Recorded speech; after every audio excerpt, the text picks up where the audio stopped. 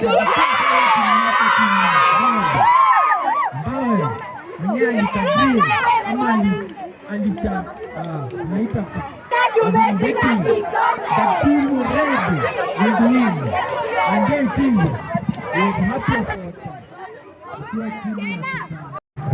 on the desk.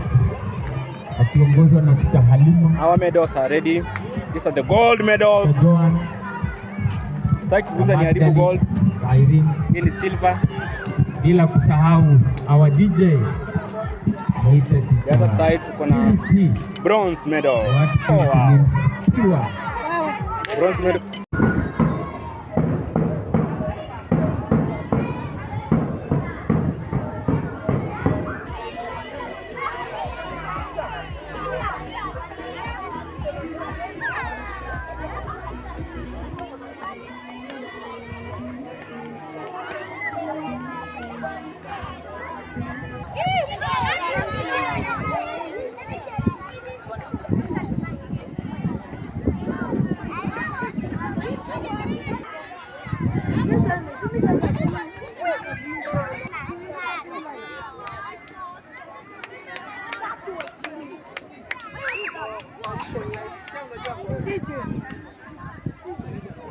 Hawezi kubali.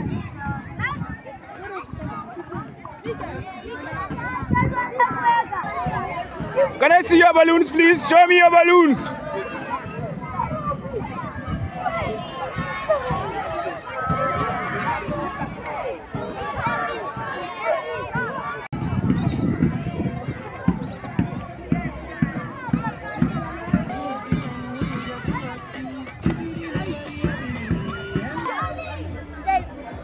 Hi guys, it's sports day. Hi. This is the last day of Term 2. Today is the last day. Oh yeah, friends here,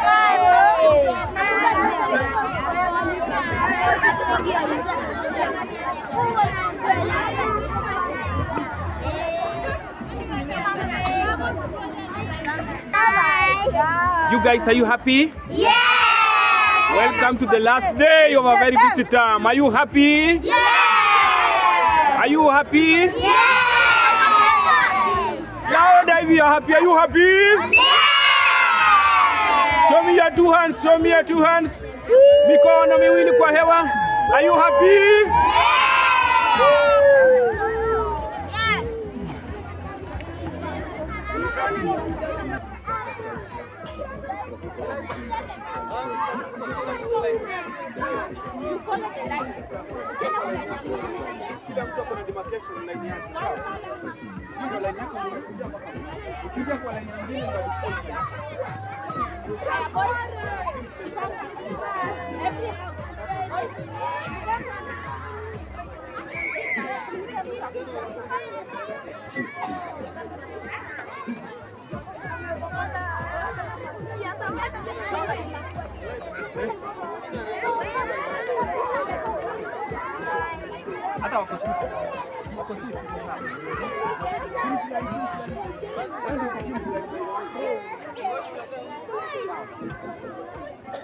Wait, you can't start running.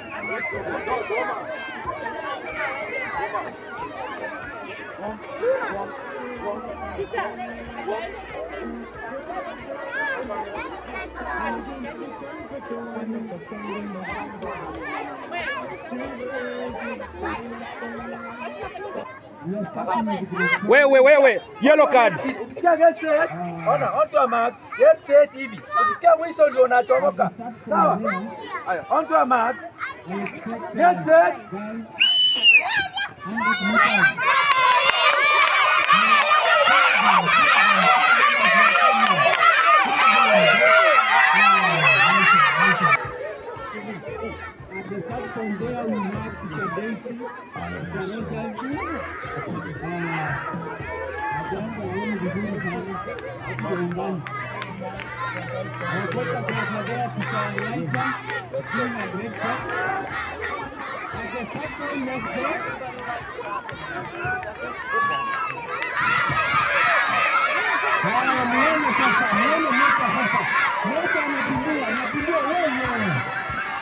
Kufuatiwa sana kwa karibu na Arua Restaurant. That's great.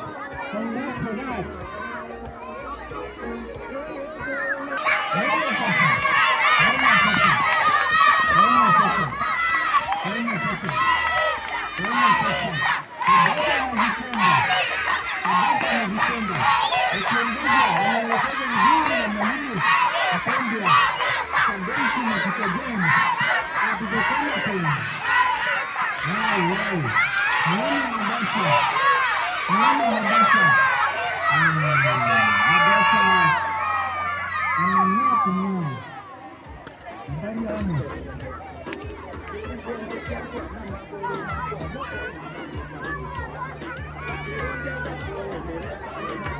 Kamila amenyakua mabari wa tatu.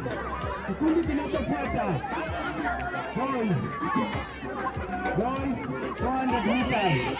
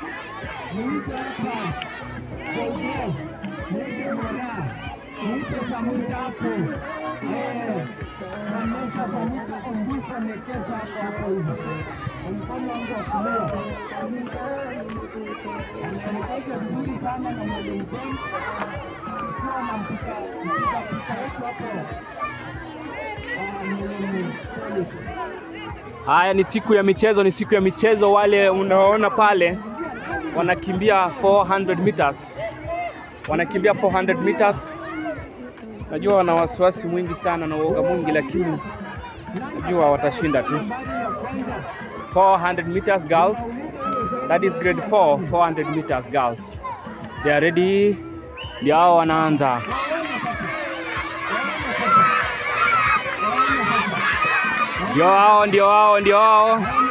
Ndio hao. Hao ndio hao 400 meters girls. Siku ya michezo shuleni Carmelite International School. Ni siku ya michezo, Wanafunzi wanafurahia siku yao ya michezo. Michezo hii inakuza ubunifu wao wa kufikiria hata kudadisi. Akili yao inakomaa zaidi kabisa. Akili yao inakomaa kabisa wakati wa michezo hii. Wanajaribu sana, wanang'ang'ana. Nakumbuka ni watoto wa mjini hao. Ni watoto wa mjini wanajaribu sana, ndio hao wamechoka sana, na imani wamechoka. Ninaelewa kwani mimi nakimbianga sana. Ninajua wamechoka. Kuna mmoja amejikakamua hapo, amejaribu sana. Huyo ndio mshindi number 1, number 2 ni red, number 3 ndio huyo. Wonderful. Ni siku ya michezo shuleni mwetu. This is grade 4 boys, 800 meters. They are going to make 2 laps. 800 meters. They are going to make 2 laps. 800 meters. They are going to make 2 laps, 800 meters. Sports day.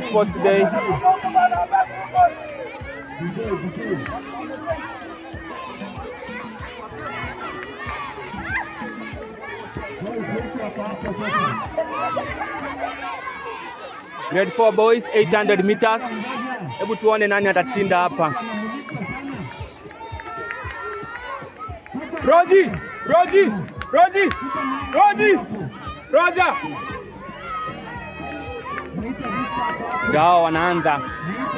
Ndio wanaanza. They are very ready. They are very ready.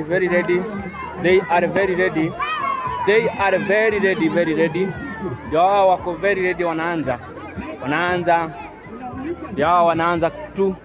Muda si kitambo, wanaanza tu sasa hivi. Grade 4 800 meters. Ndio wanaanza. Grade 4, 800 meters. Remember, that is not a sprint. Come on, boys, you can do better. Keep going, boys. Burn calories. Keep going, boys. Keep going, Frederick. Keep going, Ryan. Keep going, Frederick. One more lap left. One more. Come on, boys. One more. Come on, Gregory. One more lap left. I know they must be tired by now. I know how they are tired. Ninajua, I know. Running's not for the faint hearted. Najua wamechoka. Ndio huyo anapitwa. I saw that one coming. Keep going. Good boys.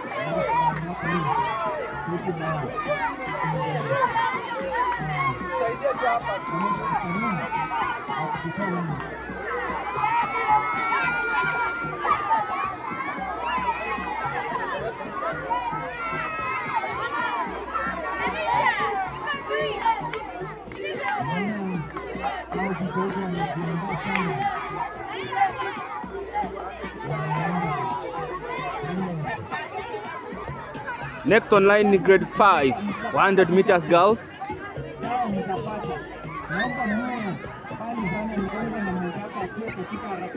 Next online grade 5 girls.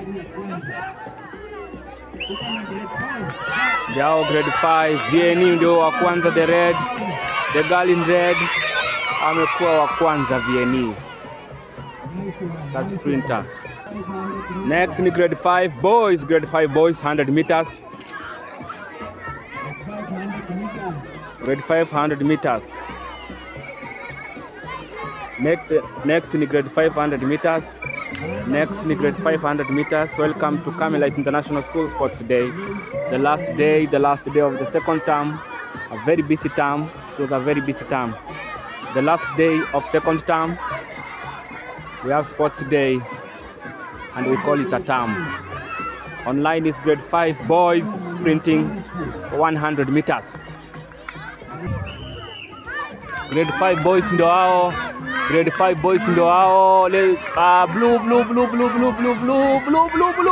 Good boys. Well done, boys. Grade 5 boys. Oh my goodness, that's so wonderful.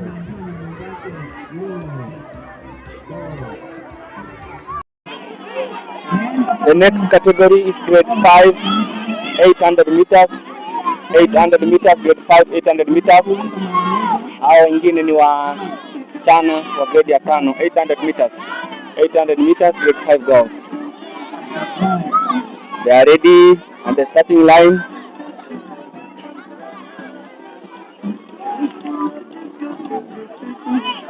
Welcome to Carmelite International School for today. Hao wanachukua hapo, unaona wanaanza ni grade 5 girls. Grade 5 girls ndio wanaanza. 800 meters girls. 800 meters grade 5 ndio wanaanza hapa vile mnaona. They are ready, ndio wanaanza. Wameanza ndio grade 5 girls. Remember, 800 meters not a sprint. Conserve energy, more energy, so that you sprint the last lap. Keep going, guys. The red is in front, followed by gray. 2 green following. Last is gray. Come on, you can do better. Keep going. Oh, well done, guys. The next category is grade 5 boys. Grade 5 boys, 400 meters. Grade 5 boys 400 meters. Set. Wao. Na kuna mmoja amedanganya hapo, some wa cheating. Na wanarudia.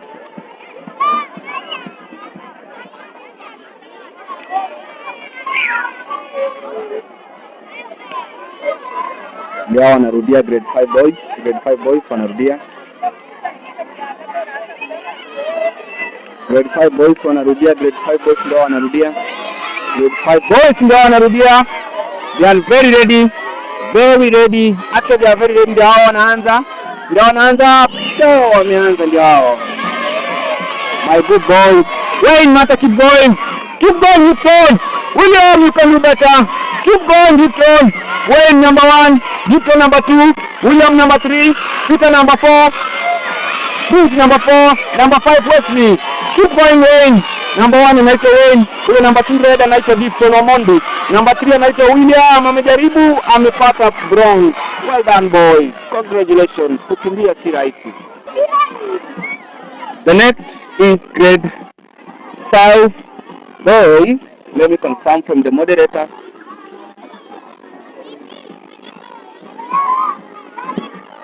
The next is grade 5 girls, 800 meters. They're making 2 laps. Adas, are you going to run? Okay, you can win it, I know. Grade 5 girls, 800 meters. Grade 5 girls, 800 meters. Grade 5, 800 meters. Ndio wanaanza. They should be jogging.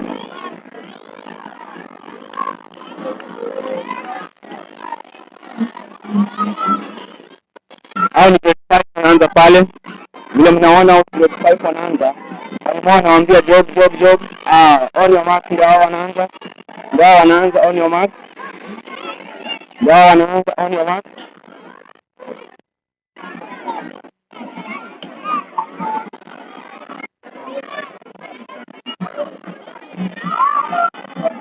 Ndio wanaanza grade 5 girls.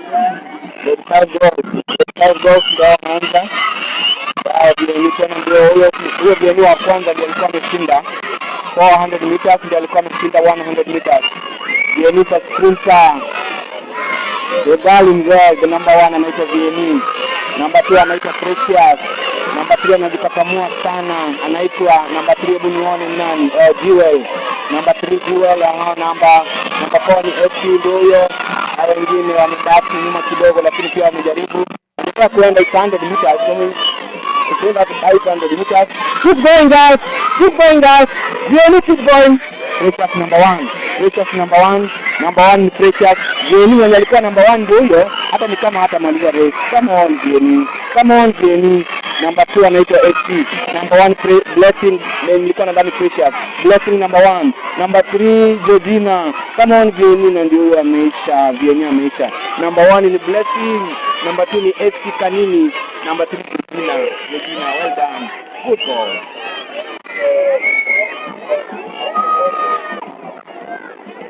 Sometimes kukimbia si rahisi, and 800 meters is not a sprint. You have to conserve energy. Maintain a slow pace, but make sure you conserve energy ndio ushinde. 800 meters. Next on the line is grade 5 again. Grade 5 boys, 800 meters, 2 laps.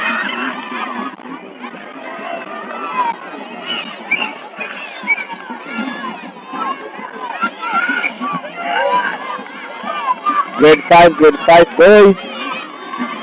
Hapo najua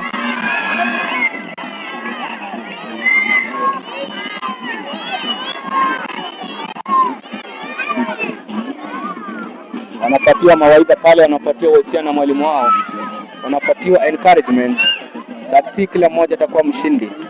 In the recent concluded World Cup, many teams started but only one won the World Cup. So in any race, mmoja tu ndiye anakuwa mshindi. Wa pili pia ni mshindi, wa tatu ni mshindi. Wengine wote pia ni washindi, lakini hawafiki nambari ile ya kutuzwa. Ndio wanaenda kujaribu. Grade 5 boys ndio wanajaribu. Grade 5 boys ndio wanajaribu. Grade 5 ndio wanajaribu. Grade 5 ndio wanajaribu. Grade 5 ndio wanajaribu. Haya, wameanza. It is 800 meters, it's not a sprint. Mtu awaambie it's not a sprint. 800 meters. Ndio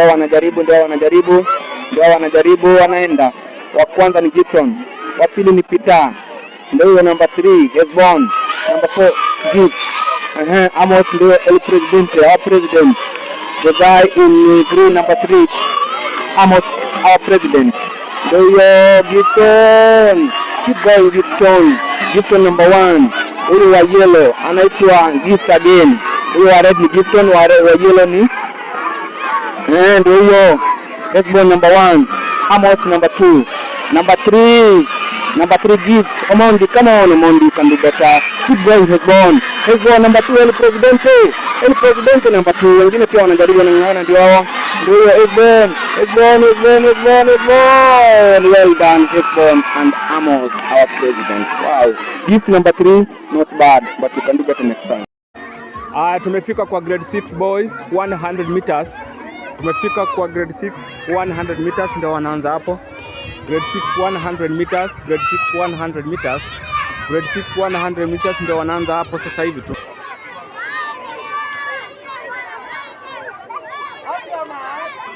Ndio wanaanza grade 6 boys.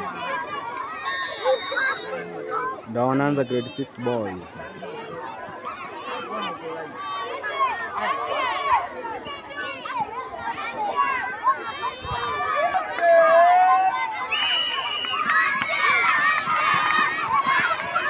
Adrian Maina, number 1, Adrian Maina. Wow, a good sprint. They are warming up for the next 400 meters. They are warming up for 100. Sorry, for 200 meters. They are warming up for 200 meters. They are wanaanza. Grade 6 goals.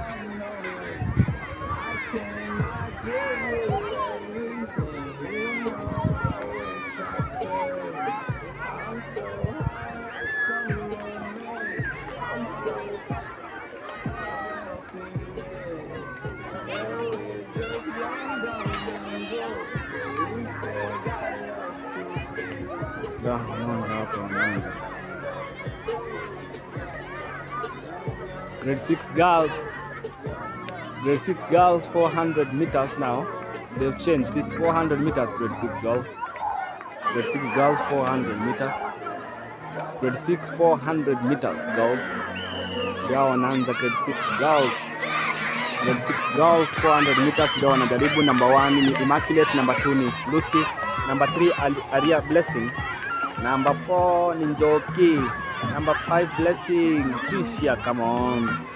Number 1 Immaculate, number 2 ndio huyo Lucy, number 3 Aria anajaribu sana, ndio huyo Aria, number 3 Njoki ndio huyo, number 4. Oh my goodness, number 1 is Immaculate, number 2 is Blessing. Well done. Not Blessing, Lucy, number 2. Sorry, I apologize. The next is grade 6 boys 400 meters. Grade 6 boys 400 meters. Grade 6 boys 400 meters.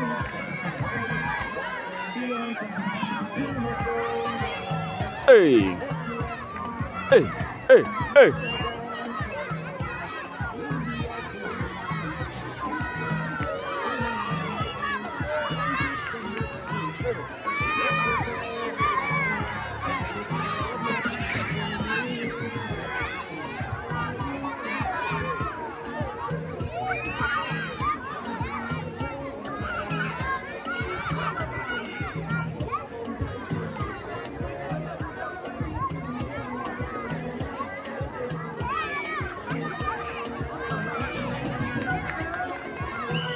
400 meters.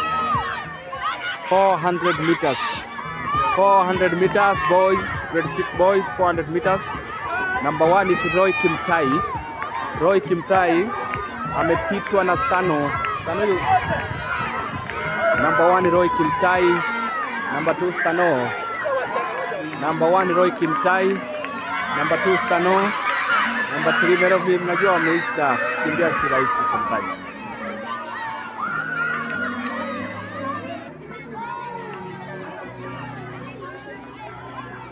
Grade 6. Next is grade 6.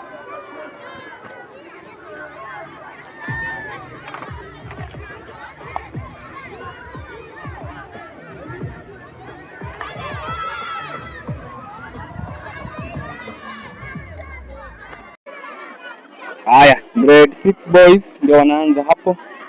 Grade 6 boys wanaanza hapo. 800 meters, si rahisi, it's not a sprint. Ndio wanaanza. Slow down, it's not a sprint, come on, 800 meters. Let me turn the camera, good. Haya, tuende.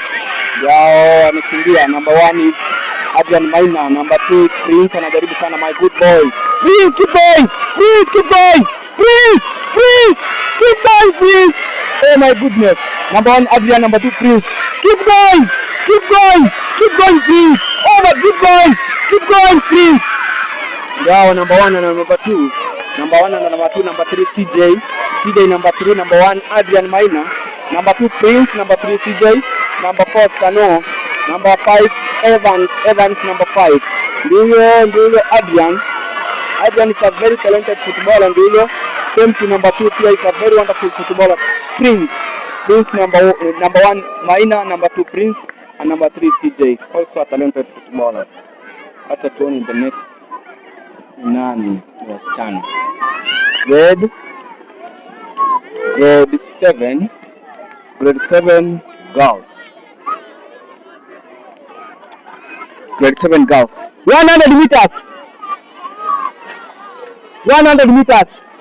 100. Yeah. Ni hapo 100 meters.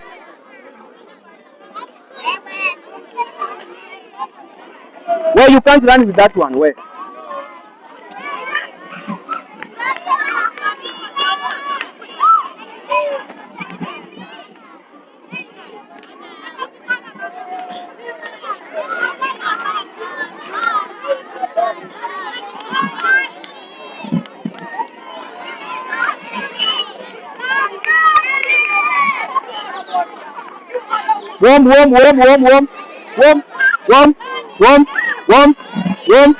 Warm. Well, keep jogging. Keep jogging.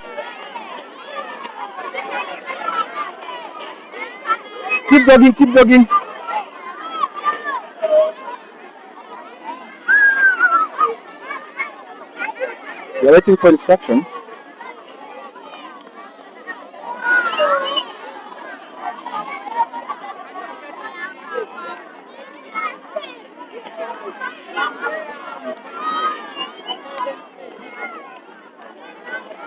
It's time for tea.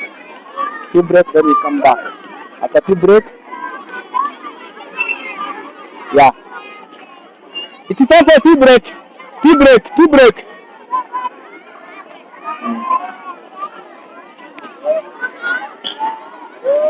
Coming back.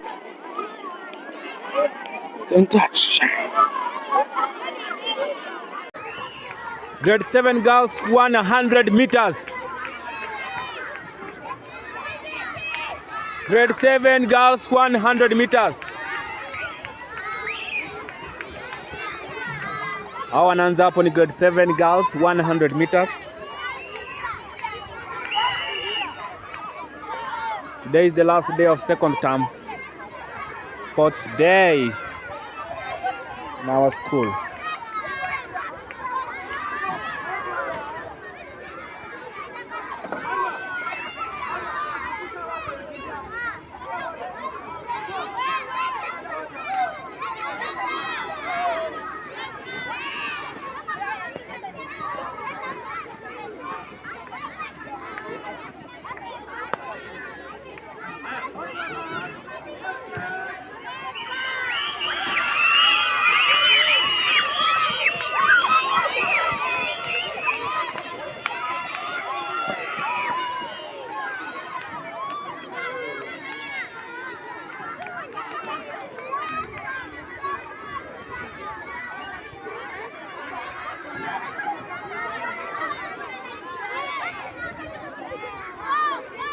Next on stage is grade 7 boys.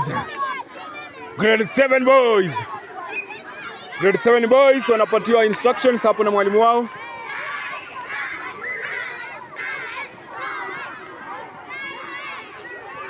They are shouting Kyle, which means many grade 6 learners are supporting Kyle.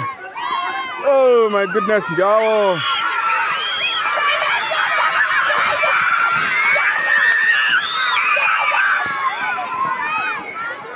Kyle number 1. Walijua tu Kyle atakuwa number 1. Na hakika amekuwa number 1. Na hakika amekuwa number 1.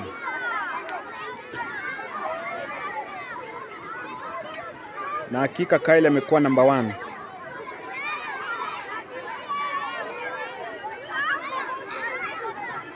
Amechana mbuga mwendo wa kasi. Haya. Sasa wasichana wanaenda 200 meters.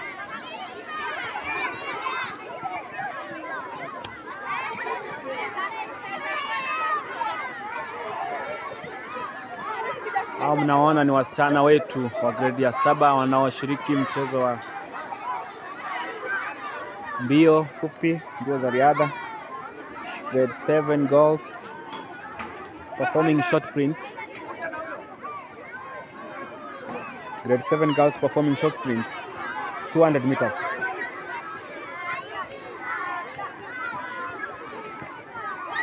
Grade 7 girls performing 200 meters. 200 meters from grade 7 girls. Hebu tuone nani leo atakuwa mshindi. Wanajikakamua wote. 1 2 3 4 5 6 7. All right.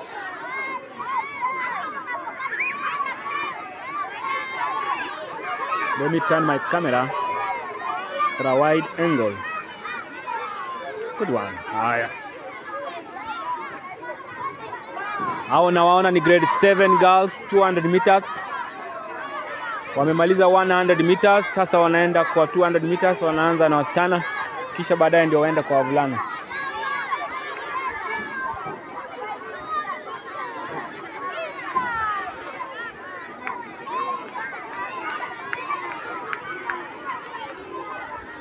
Wanapewa maagizo na mwalimu wao, wanapewa maagizo na mwamuzi huyo, nawaambia go down. Ndio wanaanza, ndio Jeffrey Datiola. Ndio wanatoka mbio, wanachana mbuga, wanajaribu sana. Ndio wasichana. Ndio. Lisa is a sprinter, my goodness. Lisa keep going, Lisa. Keep going, Lisa. Lisa, you're winning it. Lisa, you're winning it. Atiola number 2. Atiola number 2. My goodness, from number 2. Wasichana kule kumbe wanaweza kukimbia. Wana mbio. Tuzingatia nene wasichana mjini. Wow. Haya, fresh blood from grade 7 boys.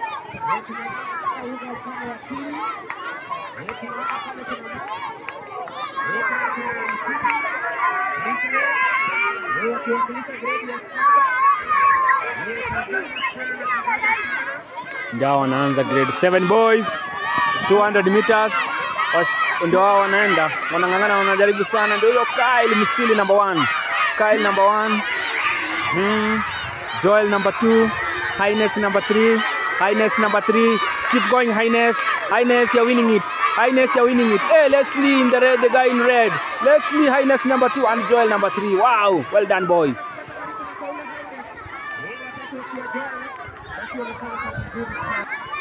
Now we proceed to 800 meters. Tunaanza na wasichana.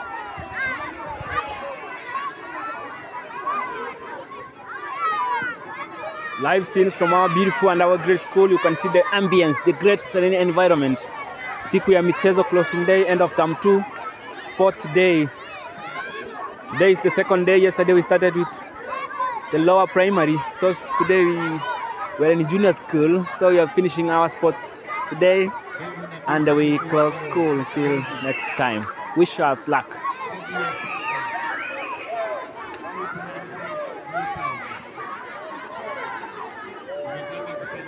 Good boy. You want to say hi, Cam? Cam?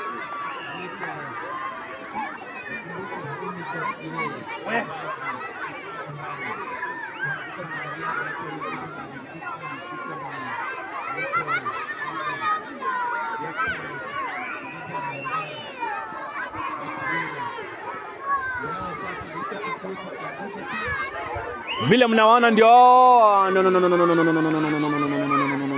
wamedanganya, lakini kama mwamuzi ameamua waende tu. Wamedanganya kidogo tu. VAR amesema wamedanganya kidogo, ndio maana umeona umekuwa kidogo. Hawakuelewa waache ama wakimbie, lakini wameamua kukimbia tu.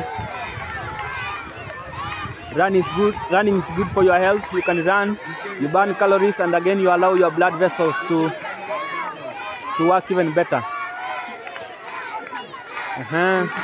Ndio wanajaribu. One round done, one more left. Lisa, my goodness, Lisa is a talented girl. That's pure talent, pure art from Lisa. Lisa ameshinda gold, bado anashinda another gold. Lisa anashinda another gold. Jedrid number 2 bado anashinda another. Haya, silver ndio yo. Lisa unanyang'anywa gold. Lisa unanyang'anywa gold ukiona na macho. Lisa gold imeenda na macho, Mungu wangu. Oh my goodness. She has lost it. Sometimes such is football, such is athletics, such is any other sport. You can win and you can lose. Next online is grade 7 boys, 800 meters. 800 meters. The only thing they think that 800 meters is a sprint. No, it's not a sprint. Just a short race, yes, but you have to conserve energy. At least maintain a slow pace. Then you sprint the last mile. Ndio wanaanza grade 7 boys ndio wanaanza. Dogo in the next 2 seconds watakuwa wanaanza. Less than 5 seconds anyway wanaanza, wanapewa maagizo na waamuzi wao.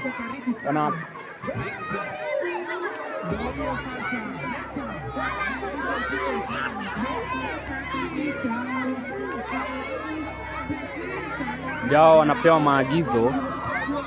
Kabla waanze wanapatiwa maagizo, wanaambiwa mnaanza, ukidanganya unatolewa. Number 1 anapewa gold, number 2 anapewa silver, number 3 bronze. Later in the day tutaonyesha awarding ceremony, watapewa certificates, watapewa every single student who won, watapewa medals.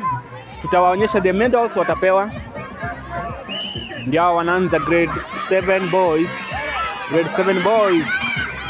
Grade 7 boys ndio. Grade 7 boys wanakimbia. Grade 7 boys wanakimbia ndio. Grade 7 boys wanakimbia ndio. Ndio number 1 anaitwa Joel. Joel unaangalia nyuma kwa nini? Number 2 ni Mshindi. Anaitwa Mshindi. Mshindi unaweza kuwa number 1 pia uitwe Mshindi zaidi. Ndio inaitwa Mshindi ndio number 2. Number 3 ni Highness. Highness. Number 1 ni Joel. Joel acha kuangalia nyuma. Ndio hiyo. Leslie ndio wa red. We. Leslie ndiye anajua kucheza kama yeye.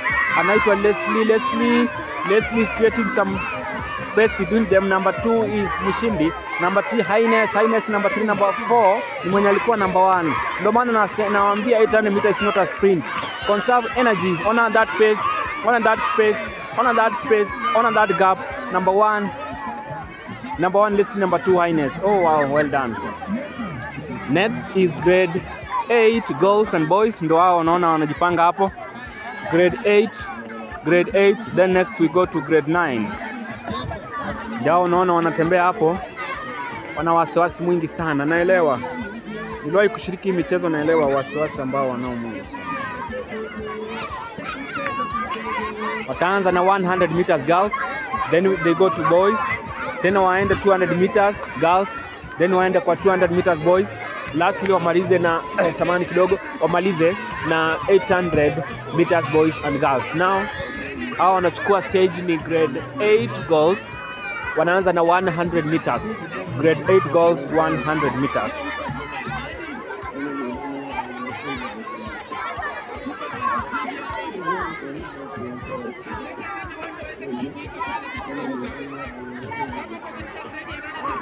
Line 1 Natasha, line 2 Cecily, number 3 is Nancy, number 4 let me see, number 4 ako nyuma ya mwamuzi simuoni vizuri. Number 4 ni kama unasema sisi tuna uoga mwingi hatuwezi kikimbia. Hebu nisikie wanaongea na mwamuzi hapo. Naona wanainua mikono juu kiasi kwamba wanalalamika, wana malalamiko fulani, sijui wanalalamikia nini. Hapo wana wasiwasi nyingi sana. Wana shauku na tashwishi nyingi. Hawataki kuanza.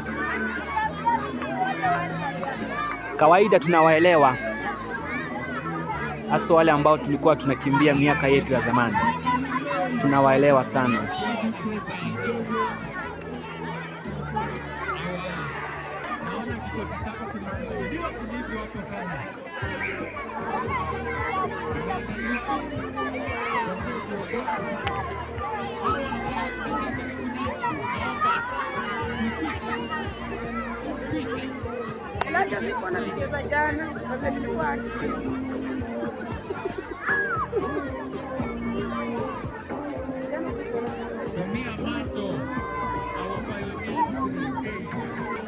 Hapo naona kuna wanafunzi wana malalamiko na mwalimu wao. Kuna wale wanataka kukimbia, basi kuna wengine wanasema hebu kidogo tuache sisi. Hebu kidogo tuache sisi. Ila naona wameamua. Kuna wale ambao wanalazimishwa na mwalimu wao. Mwalimu wao wa darasa nawaambia njoo hapa mkimbie. Wako ready ndio wanaanza in the next, and wao washaanza. Sisili. Oh my goodness. Sisili number 1, Natasha number 2. Wow. Well done. Nzuri, kisha kimbia mara ya kwanza umetoa wasiwasi, sasa unaweza kukimbia hata siku mzima. Unaweza kushiriki michezo yote ya siku. The other far end you can see grade 8 boys are starting. Grade 8 boys are starting. Au nawaona ni grade 8 boys. Grade 8 boys. Grade 8 boys ndio wanaanza. Grade 8 boys ndio wanaanza. Grade 8 boys ndio wanaanza. Wataanza muda mchache tu. Chini ya sekunde 5 watakuwa wanaanza. Chini ya sekunde 5 watakuwa wanaanza. Chini ya sekunde 5 nina hakika watakuwa wanaanza.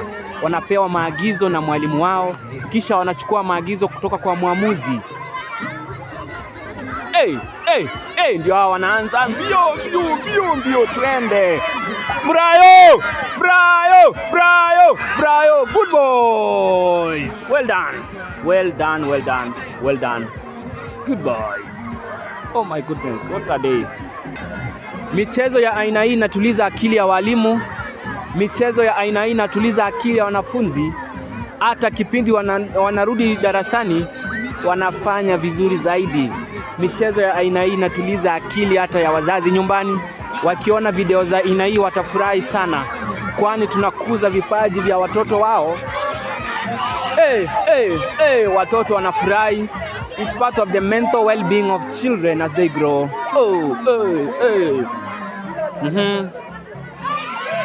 Psychology inasema kwamba ukishiriki michezo ya aina hii yoyote, michezo ya aina hii hautakuwa na mawazo hata kidogo.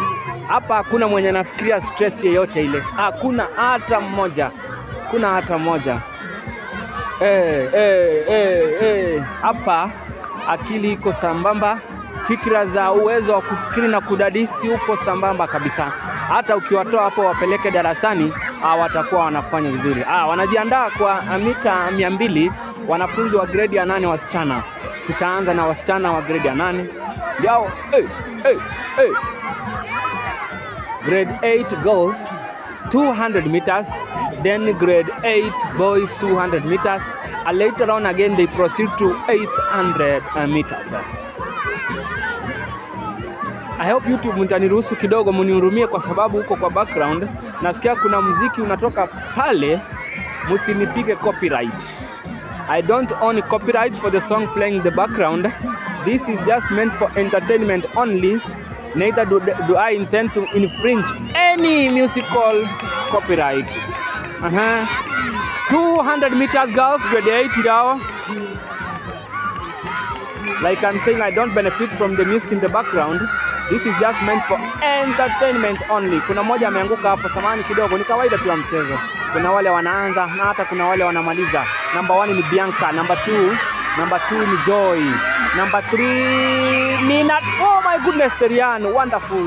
Well done Terian. Hata kama ameanguka chini, amefika. Ni mwana funzi bomba kabisa. Ametoka mbali sana. Hasa huyo mwenye alikuwa number 3, alikuwa number 6 mpaka amemaliza number 3. Wow, what an effort. Marvelous, beautiful, clinical, phenomenal, magnificent. Oh my goodness. Next is grade 8 boys 200 meters.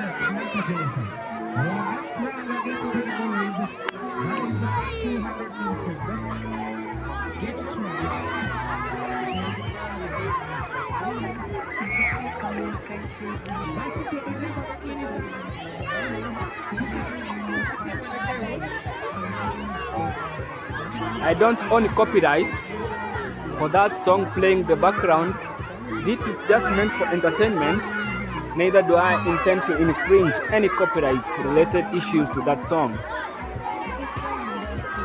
Hey, hey, hey, hey, hey, hey, hey, hey, hey, hey, hey, hey, hey. Wanaanza, ndio wanaanza. This is 200 meters. 200 meters, boys. Number 1 ni Brian. Number 2 ni Ian Mwati. Number 3 ni Ogola. Number 4 ni Brownit. Number 5 ni Ochola, but amekuja number 4 huyo Ochola. Number 1 ni Brian Kongo. Oh my goodness, Brayo, well done.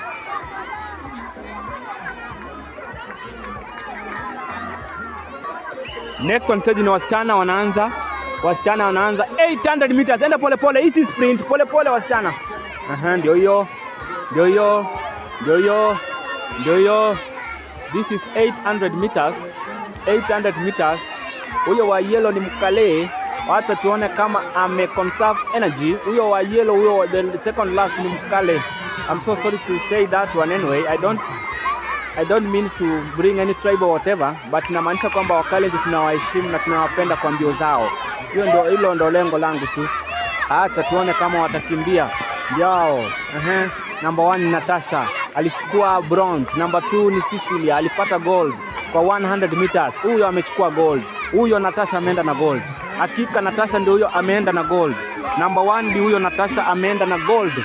Hebu tuone kama number 2 Cecilia ndio huyo. Cecilia ndio huyo. Cecilia ndio huyo. Cecilia amechukua gold. Oh my goodness. Very funny. Drastic change of events. Oh my goodness. So unlucky Natasha. Oh my goodness. Well done Natasha. Hata silver iko sawa kabisa. Wow.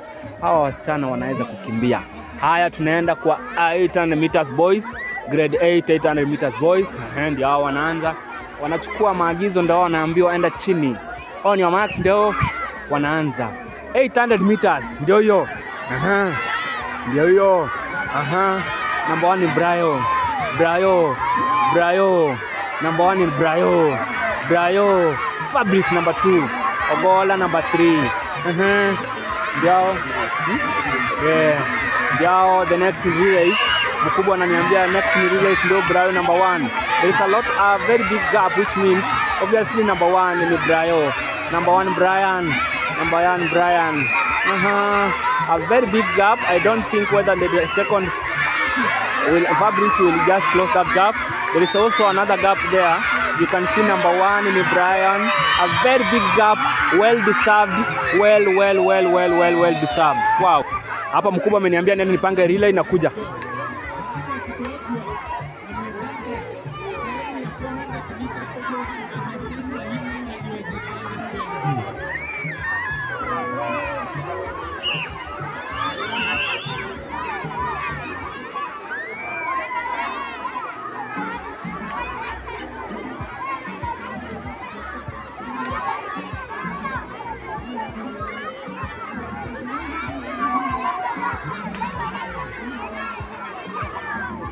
We are proceeding to relays. Wameambiwa na muamuzi hapana, you are cheating. Relay imeanza. Kuna wenye wameanguka pale, hao watoto ni wadogo hawajafahamu. Ndio hao. Yellow house wamekuwa wa kwanza, green house number 2, red number 3. Ndio.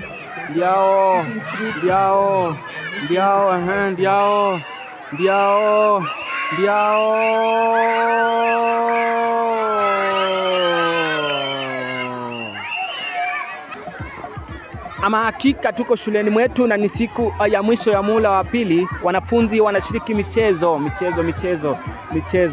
ya riadha.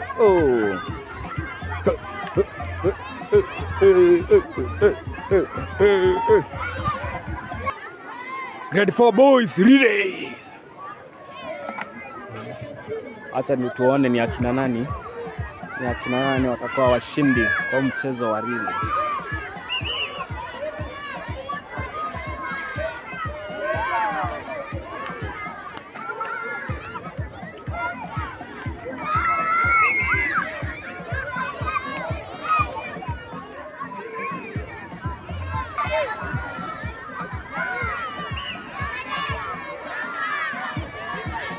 Yao, grade 4 boys. Relay. Pea mwenzako chomoka. Pea mwenzako timua mbio. Pea mwenzako timua mbio. Pea mwenzako chana mbuga. Pea mwenzako toka mbio. Abungu. Abungu number 2 na number 1 Abungu, mbio pea mwenzako. Mbio Frederick number 1. Obvious that boy is a sprinter. Huyo hatafikiwa.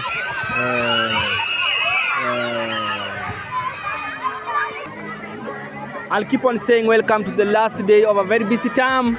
Term 2 is gone forever. Gone by the wind, never to come back. Grade 5 girls, short sprint relays. Acha tuone nani anachukua gold. Huyo wa kwanza Jewel ako na matumaini kwamba mwenzake ataleta gold nyumbani. Ana hakika amepatia mwenzake, na wa nyuma ni risasi. Niliona huyo wa pili ni risasi. Vieni ndio huyo amekuwa number 3 lakini anaweza kuwa number 1. Samahani kidogo, anaweza kuwa number, niliwaambia I saw it coming because namjua. Vieni amekuwa number 1. Oh my goodness. Grade 5 boys relay. Grade 5 boys relay.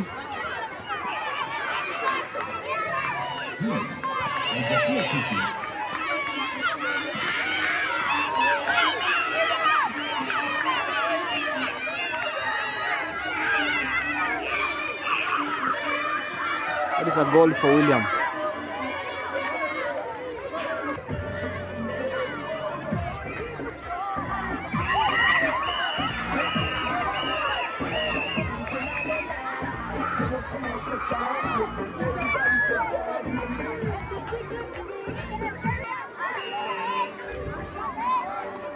Next in grade 6 girls relay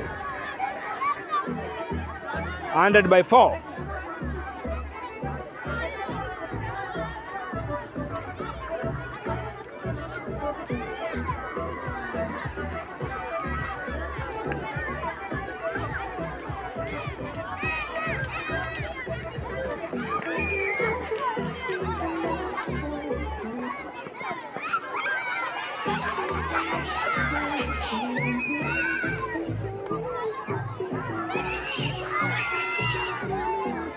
Tabi, my daughter, Tabi. Tabi ni moto kama fire.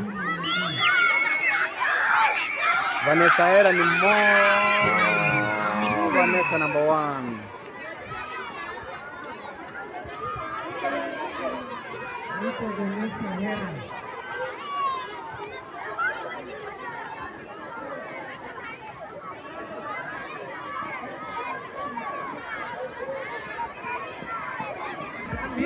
Now we proceed to grade 7 girls.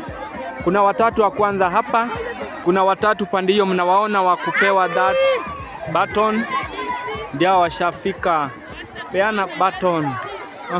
Atiola ndio wanangangana. Patience, keep going, patient.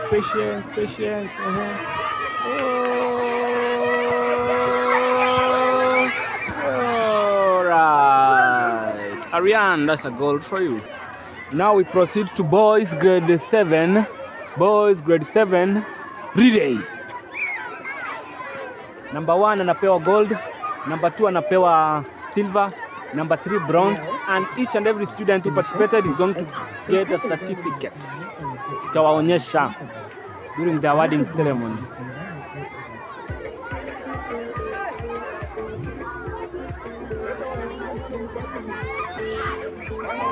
Next on stage is grade 7 boys. Number 1 anapewa gold, number 2 anapewa silver, number 3 bronze. Pia hao number 1, 2, 3 watapatiwa certificates showing that they did their best, they gave their best, and that is an accorded effort.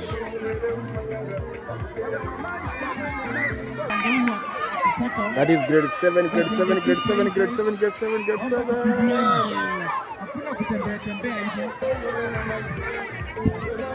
Now on stage is grade 8 girls relay. Then we go to boys grade 8.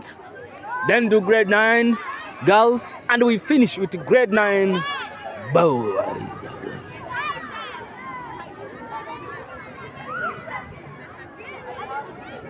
wanapatiwa instruction na mwalimu wao. They're taking instruction from the moderator.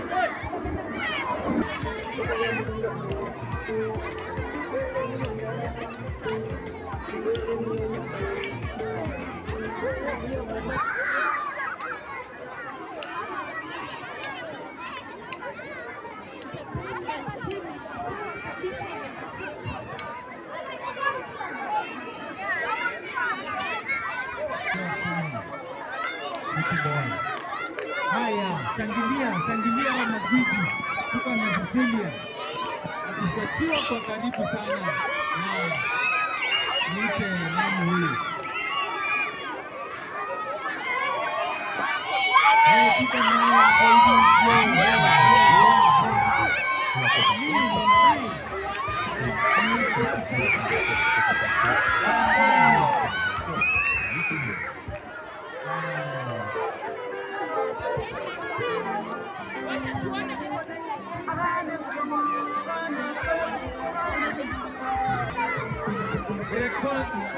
Now grade 8 boys relay, grade 8 boys relay, grade 8 boys relay, grade 8 boys relay, grade 8 boys relay, grade 8 boys relay, grade 8 boys relay. Number 1 anaitwa Ian, number 2 Brownie, number 1 Ian gold, number 2 silver, number 3 Fabrice bronze.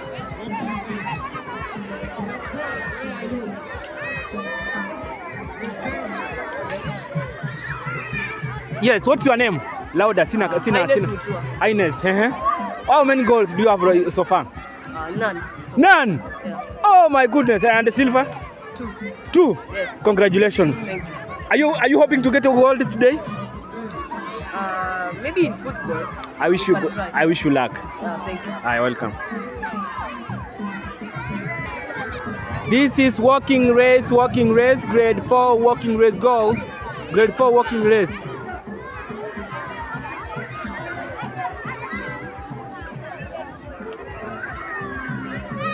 Grade 4 walking race.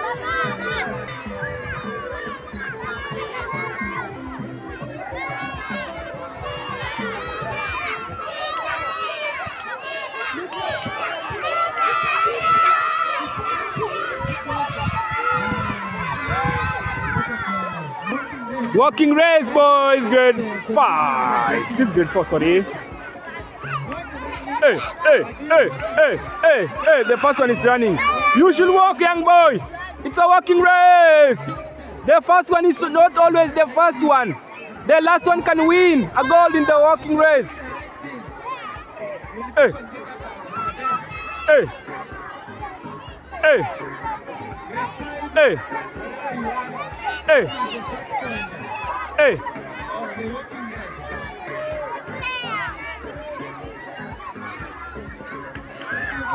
And next we proceed to grade 5 walking race. Goals. Where?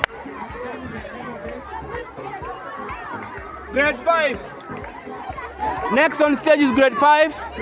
Walking race, grade 5. Goals. Live on LTV. You can stream live on LTV. This is walking race. The last sports day in our school. End of term 2.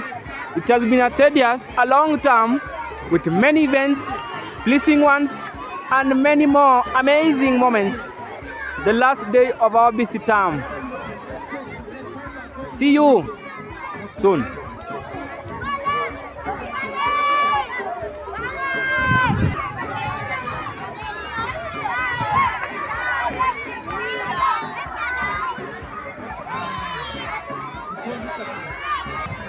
Next on stage is grade 5 boys walking race. Walking race. Number 1 in walking race is not obviously the number 1. Even the last one can be number 1.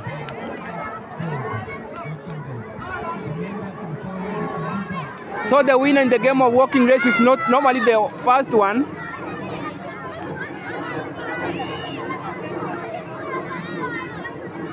But in one way or another, we recommend that you become number 1. Grade 5 walking race.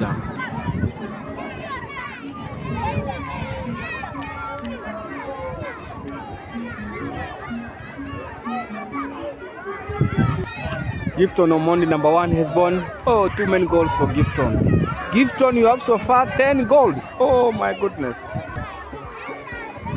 On the stage is grade 6 girls walking race. Grade 6 girls walking race.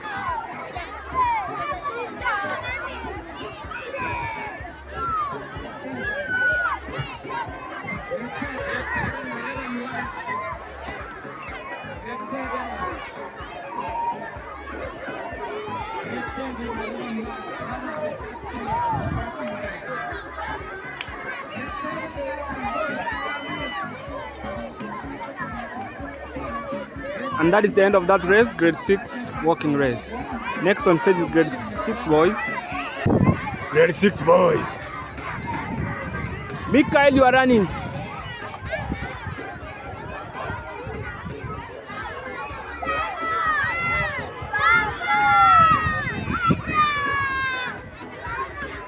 Next on stage is grade 7 girls.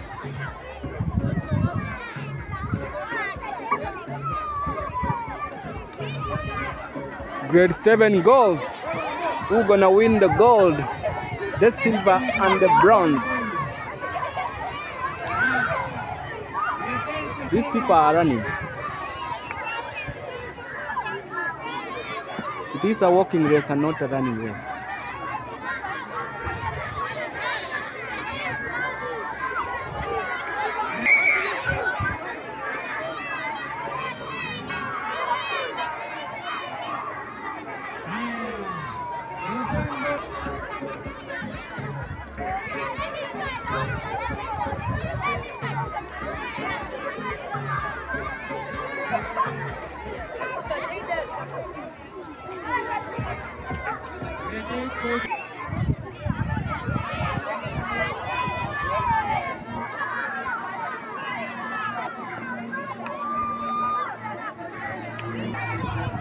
That is grade 8 girls walking race.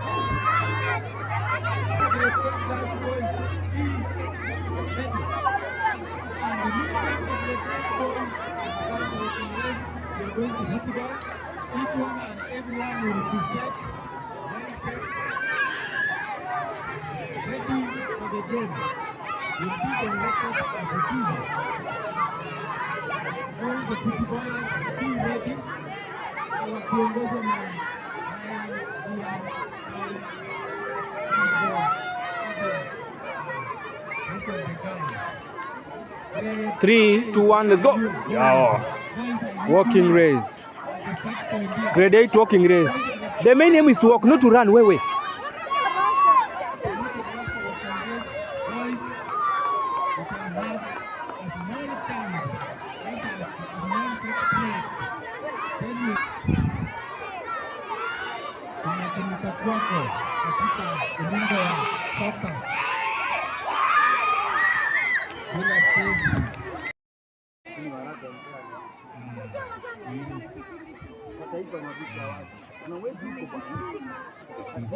Pale refa anasubiri wachezaji wa timu hii wajiandae kisha anze mchezo.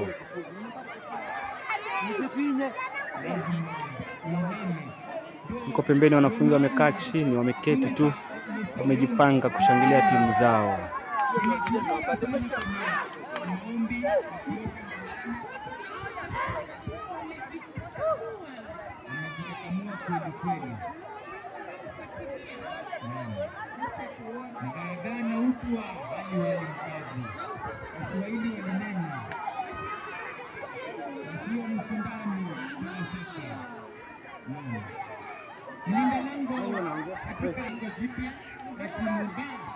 Upande wa chini karibu na lango kuu la shule. Wacha tuone. Ronaldo yupo. Pass the ball. Sawa. Twende. Tunaanza sasa mechi kati ya timu A na B. Tuko na watu wa twende. Pass the ball wewe hata kama mchezo. Tunaenda. Rafael. Sawa. Twende.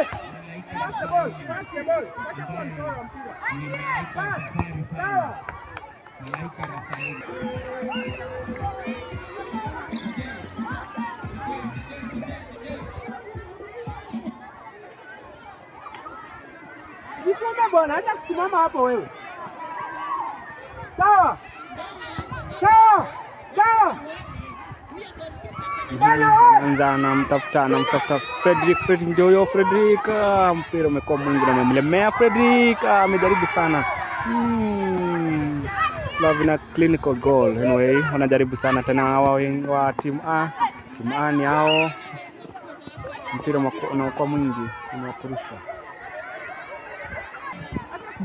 Wanaanza hawa timu A, wanaanza timu A ndio wanatafuta mwenzake, ndio huyo anaitwa Adrian anasonga, anapatia Ndolo anatafuta mwenzake hadi CJ.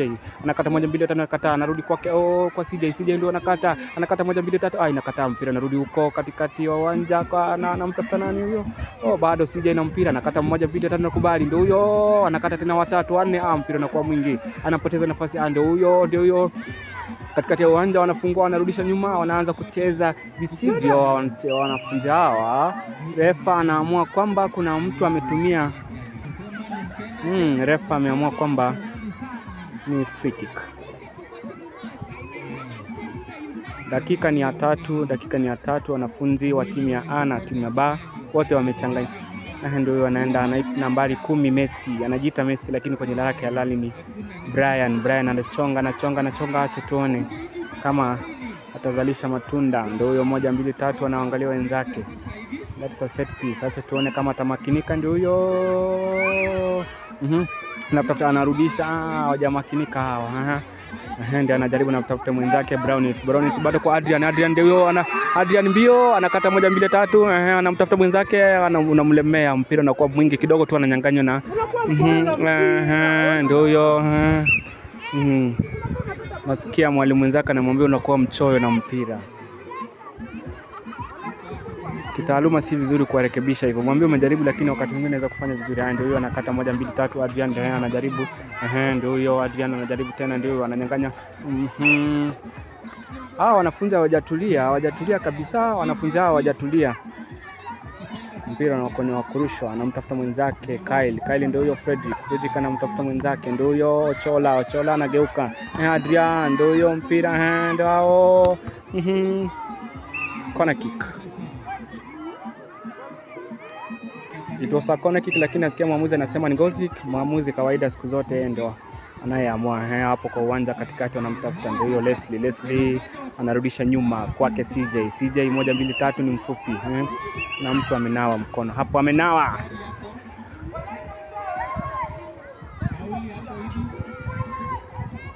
Anachonga free kick ni Ryan amejaribu sana lakini mpira unakuwa mwingi na unatoka nje. Goal kick. Dakika ni 4 za mchezo, wanachukua hapo goal kick. Wanachukua goal kick timu ya B. Timu ya B wamevalia nyeusi. Tuende kwa Fredrick na mjaribu. Ochola anamnyang'anya, amemakinika, ndio huyo mmoja na fungua kidogo na changanya. Ndio hao wanajaribu. Mikael anajaribu kuondoa. Mpira unakuwa ni wa kurushwa.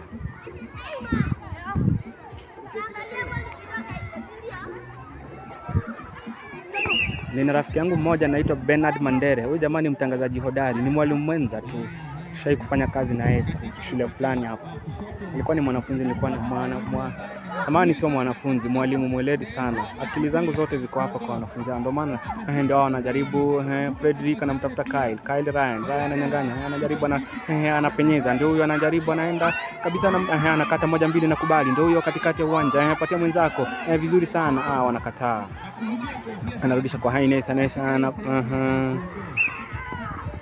mpira unakuwa ni mwingi na unatoka nje. Goal kick. Mwamuzi anaamua kwamba ni mpira wa kurushwa. Mwamuzi ameamua kwamba ni mpira wa kurushwa. Wanaanza vizuri kabisa, anamtafuta Ndolo anagonga vibaya kabisa. Haya, good control. Ndio huyo anakata mbio hapo, kata 1 2 na kubali, tafuta mwenzako, muone anatafuta ndani. Haya, anamtafuta Brown. CJ ndio huyo. CJ, you can't shoot like that. Come on, you can do better. Ndio huyo anatafuta Ochola, mpira wa chini. Ryan bado inakataa.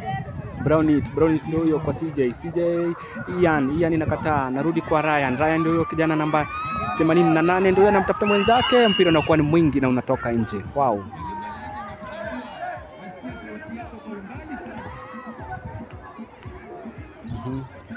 Ni goal kick kwa timu ya A. Goal kick kwa timu ya A. Mwamuzi anawaambia ni goal kick, unaweka chini then you shoot. Oh wow.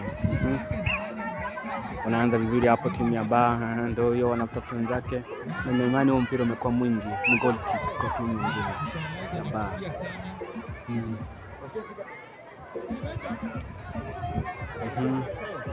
Goal kick.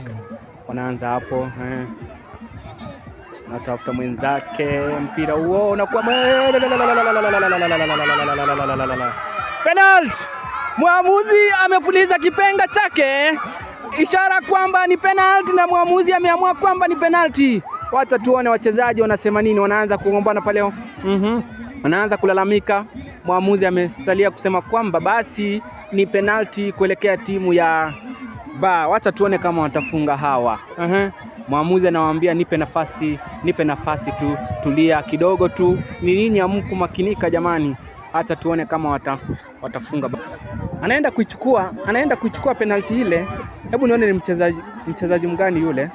Wanaanza pengine mwamuzi mwingine anamwambia kwamba inasalia kuwa ni penalty. Hebu tuone nani. 1 2 3. Refa anahesabu kisha anamwambia ni hapa ndio utachukua penalty yenyewe. Hapa.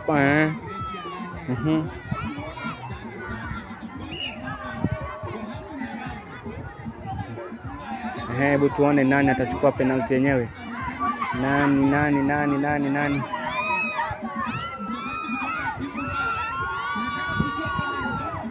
Hebu tuanze bado kwa macho yangu ya nyama sijaona kwamba hawajaelewana nani atachukua penalty hiyo. Ni Ryan, samahani. Ni Brian ndio hiyo. Kwa kweli bado sitaweza kusema ni nani kwa sababu naam. Hebu tuone. Ni timu A na timu ya B wanacheza. Ni penalty kuelekea timu ya A, na inamaanisha kwamba wakishinda basi watapata medali ya dhahabu jamani. Ndio huyo anaenda kuchukua ni Ochola. Goal!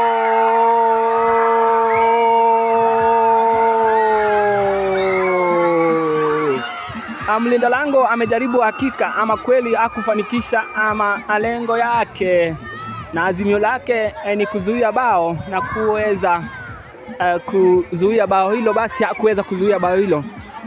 Hapa naona wamekasirika sana. Kawaida huo ndio mchezo tu. Wanaanza pale, wanaanza katikati hapo timu bao, wanaanza katikati na mtafuta mwenzake Ryan anawapoteza. Ndio Ryan shoot from far. Ryan goal!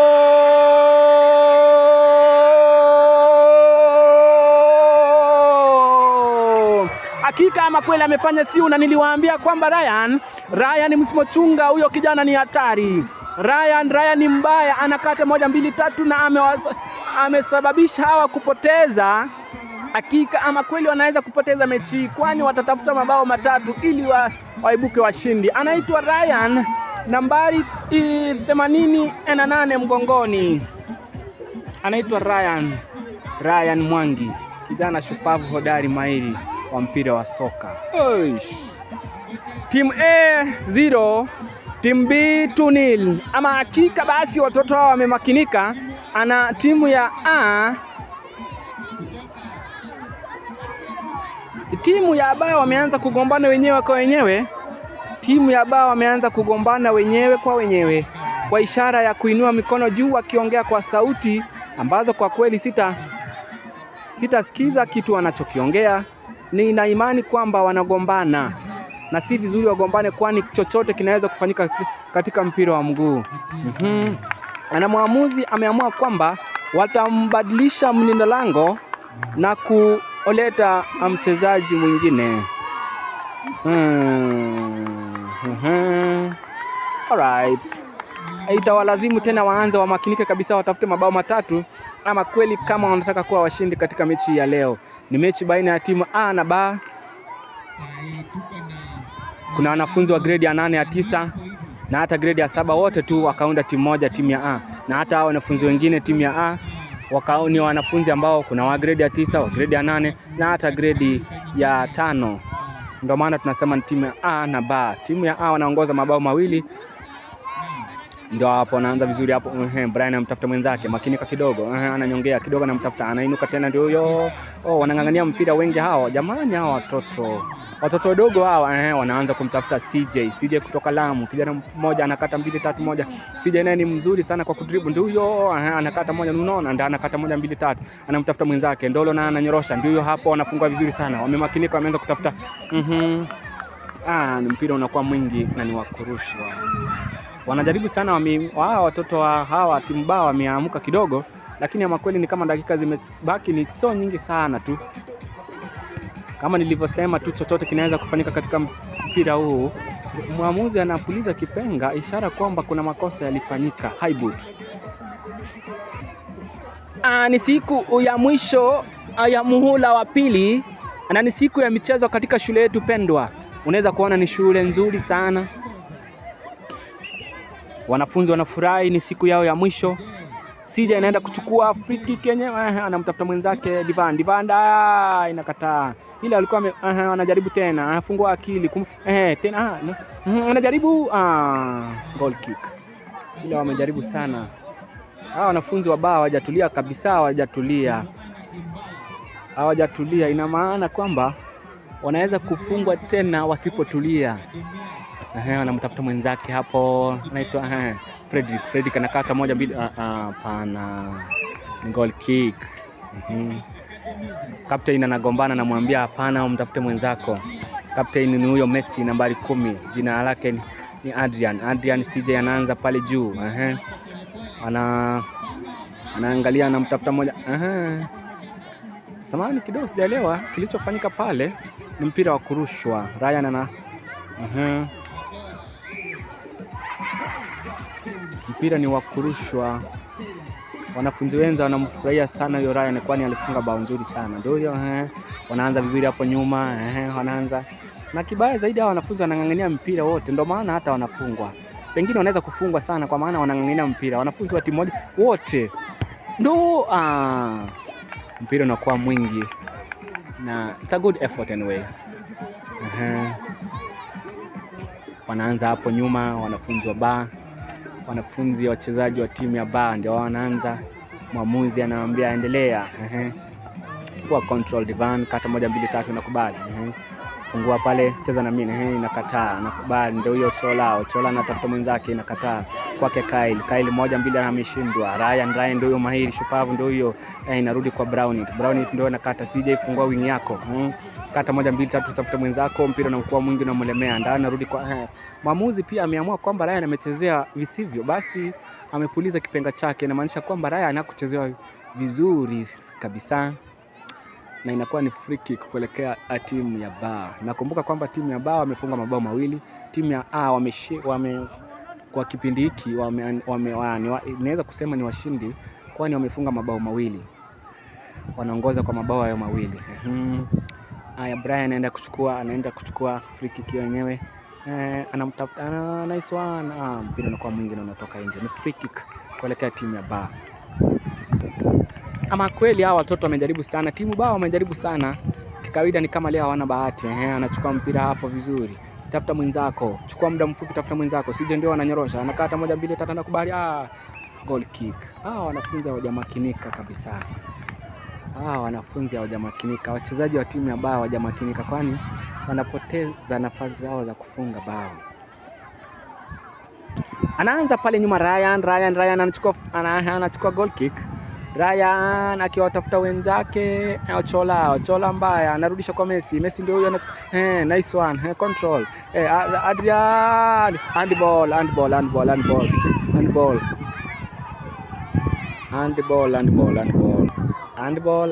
almost to a penalty spot. Ni handball, acha tuone nani atakata.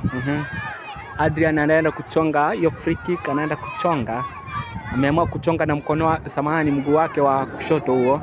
ni mchezaji. Adrian namba 10 mnayemwona anaenda kuchonga ni mwanafunzi ambaye ni mchezaji hodari sana, na mguu wake kawaida ni mguu wake wa kushoto. Basi inaweza sababisha, kwani kutoka eneo hili anaweza kufunga. Ndio huyo.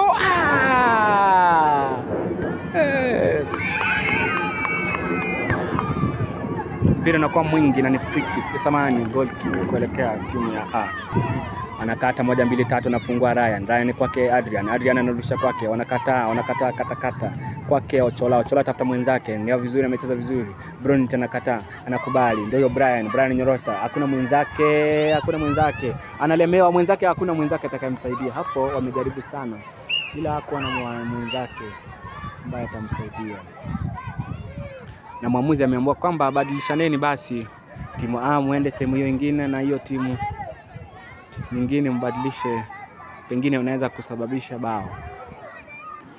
Wanapojiandaa kurudi kipindi cha pili, timu ya A wanaongoza kwa mabao 2. Hivyo basi mechi hii ikikamilika hivyo watakuwa ni washindi na watapata medali ya dhahabu, na wengine basi watapata silver. How do we call silver in Kiswahili? Jesus Christ. We don't call it Jesus Christ. Hebu kidogo pale juu nimesikia wakiniita, hao ndio wasimamizi na wa shule, ndio wale wasimamizi shule, ndio huyo. Haya, hebu turudi kwa uwanja, ndio wanajaribu.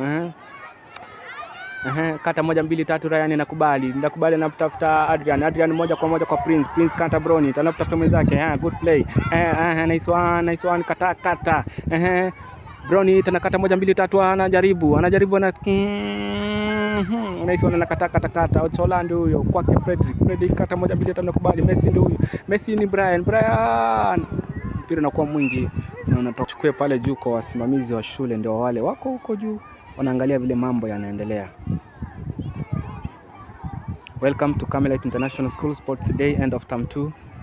We call it a term, a very busy term. Ndio anaanza hapo, anamtafuta mwenzake kwa anakata 1 2 3, Ryan ni hatari, mweme ndio huyo, anakata 1 2 3, nakubali, lakini amelemewa pale. Wamefahamu kwamba huyu tukimwacha basi anaweza kufunga bao nyingine. Inamaanisha kwamba sasa wanamwendea watatu hata 4 na ikiwapendeza pengine hata 5. Ndio huyo. Corner kick. Wanachukua kona ya haraka pale, akimtafuta mwenzake, ndio huyo 1 2 3. Ndio huyo. Wanaondoa, wanakataa Ochola. Nice one Fredrick, weka mpira chini. Mlinda lango basi anasema kwamba chakula changu hiki. Goal kick.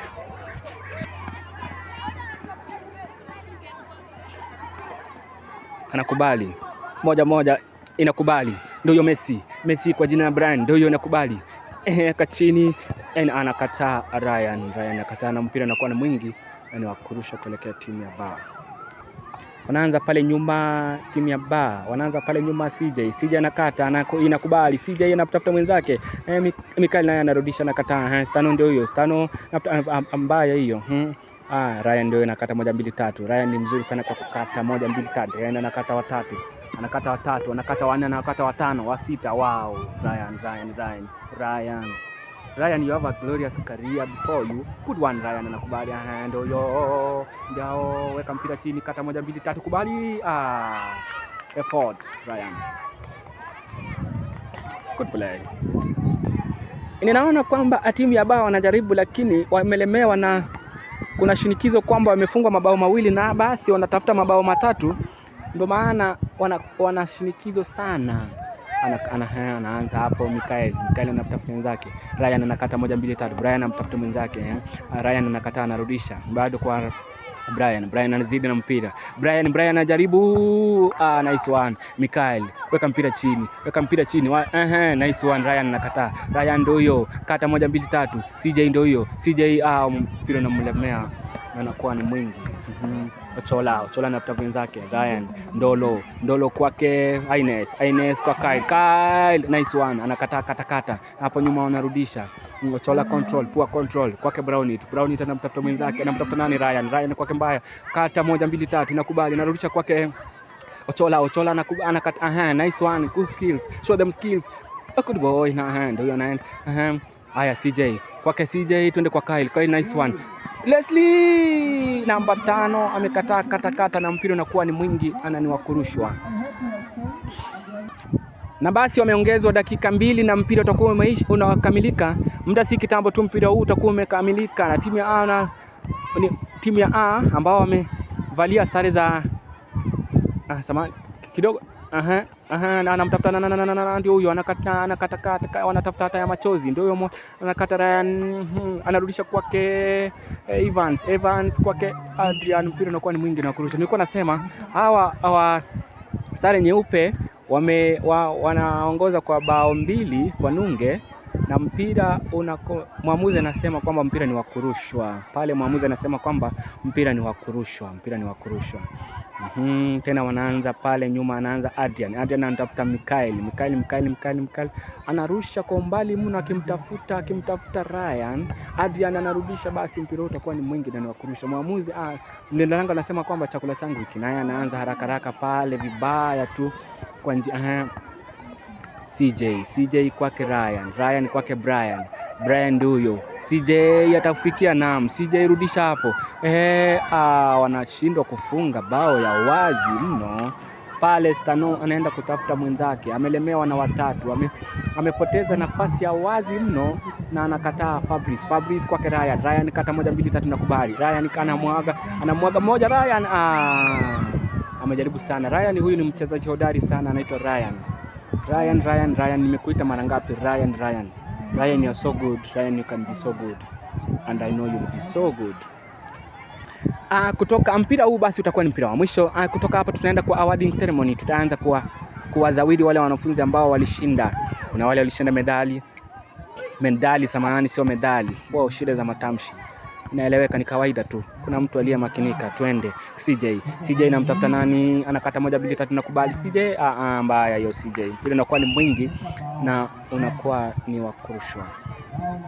Nilikuwa nasema kutoka basi tukimaliza mpira huu tunaenda kwa awarding ceremony. Wanafunzi wote ambao walishinda watatuzwa kwa kupewa vyeti vyao na pia kupewa medali ambazo walizishinda. Naonyesha tu anasimamisha hapo, nakubali kwake, tafuta mwenzako, kata 1 2 3 nakubali, ndio Ryan, goal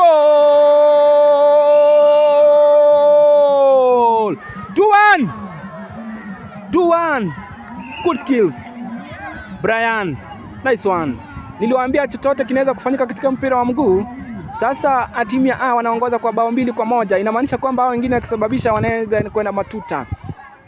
Wanaanza hapo Ryan anaanza na kutafuta mwenzake, ndio Ryan. Mlinda langa anasema ni chakula changu. Anaanza hapo kwa upesi mno, namtafuta CJ ameshindwa kudhibiti mpira huo. Unarudi kwa Ryan ndolo naye kata 1 2 3 nakubali. Ryan tafuta mwenzako. Alikuwa ndio Divan makinika. Divan haraka yako, bahati yako. Anaanza vizuri Frederick, mpira huo utakuwa ni mwingi na utakuwa ni wa kurusha. Mpira wa mguu wa vijana uliweza kukamilika kwa mabao 4 kwa 2. Sasa mpira wa wasichana unaanza na mwamuzi bali anawapatia mawaidha, kisha anawapa maelekezo. Wanaanza kuomba, wanashirikisha maombi. Basi pengine Mungu atawasaidia. Na hata timu nyingine pale naona wanashirikisha maombi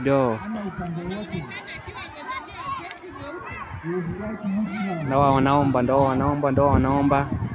pale. Kuna mmoja anajiunga nao, anawaambia basi hata mimi niruhusu niombe na nyinyi. Wanaanza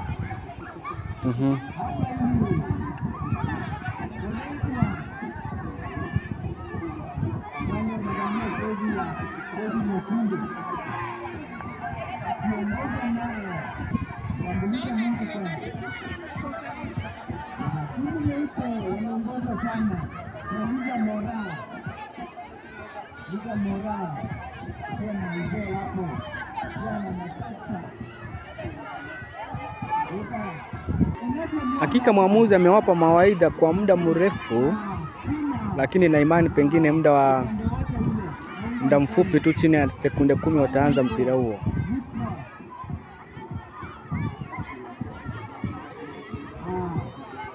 Na baada ya kupokea maagizo kwa muda, basi wanafumukana na kila mwanafunzi, kila mchezaji anachukua nambari yake. Mlinda lango pale namuona ako sawa kabisa, na upande mwingine mlinda lango basi namuona pia ako sawa kabisa. Na basi mpira huu utaanza tu chini ya sekunde 5.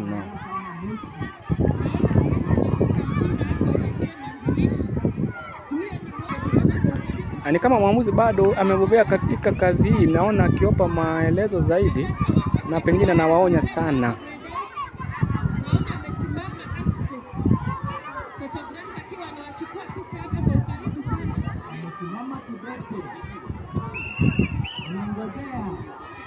Na mpira unaanza.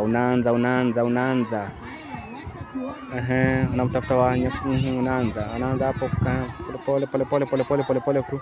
I'm trying to find rhythm and huyo.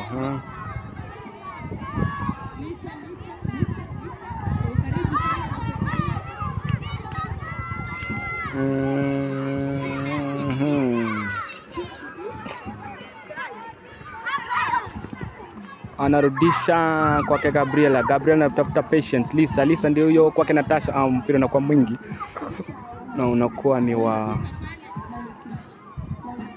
kurushwa ama goal kick.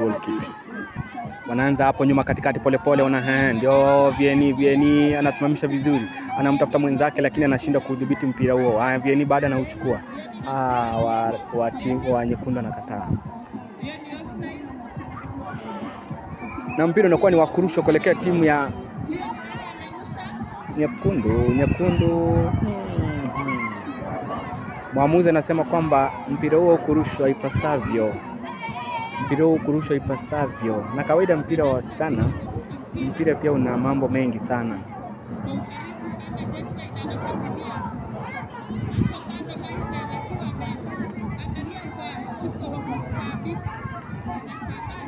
Ndio wanarusha. Inamaanisha kwamba walifanya makosa kwa kurusha mpira ule. Sasa ndo wanakataa. Chloe anakataa kwake Jetrid anashinda kudhibiti. Hapo katikati wanakataa. Ndio inampita Aria Blessing. Kata 1 2 3 nakataa. Mpira unakuwa ni wa kurushwa. Hawa wanafunzi wote hawajatulia kabisa. Ni kawaida tu. Dakika za kwanza mnaweza kushinda kutulia kabisa. Ila baada ya kucheza kwa dakika chache tu mnaanza kutulia, mnaanza kucheza vizuri. Jetrid anaenda kurusha mpira ule, anamtafuta mwenzake, anamtafuta Lisa bado nakataa. Unakuwa ni mwingi ni wa kurusha kuelekea kwa timu ya Bar.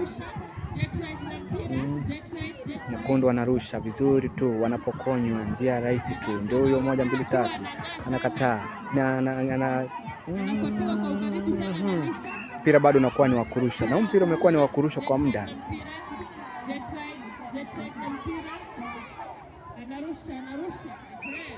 Ndao kata nakubali. Fungua uwanja. Mmekusanya sana kwa pamoja. Aria, mwamuzi anaamua kwamba kuna makosa yamefanyika pale.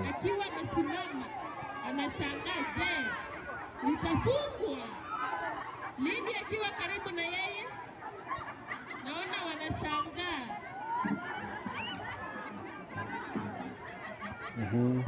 Ndio hiyo tena, unaanza nyeupe, wanaanza mpira unakuwa ni mwingi na wa kurusha.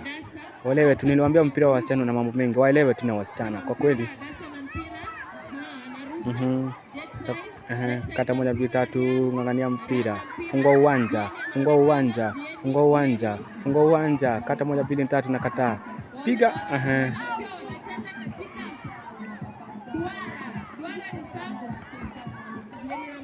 Mpira bado. Wanafunzi wote ama wachezaji wote wa timu ya kwanza na ya pili hawajamakinika kwa kweli. Kufikia kipindi hichi hatujafurahi sana mchezo huu.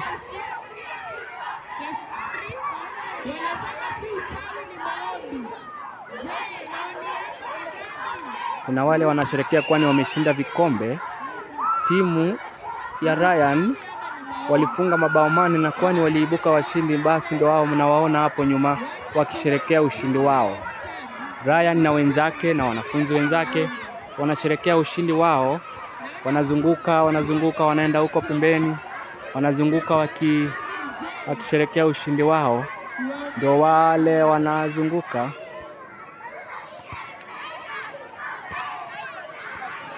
Ndoa wote tu ambao walikuwa wanaangalia mpira huo wameenda kushangilia timu ya Ryan.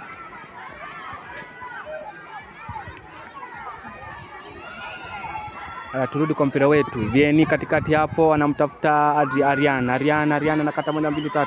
Mtafute Jetride anakata Vieni, rudisha nyuma. Kata 1 2 3 na kubali. Enda kwa Blessing rudisha mpira na kwa ni mwingi na wakurusha. Anaanza vizuri Vieni akimtafuta mwenzake kwake Joy dhibiti kabla. Mpira umekuwa mwingi na ni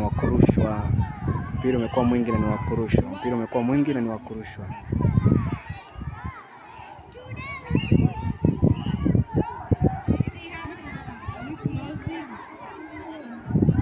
Wanaanza vizuri pale tena, mpira unakuwa ni wakurushwa.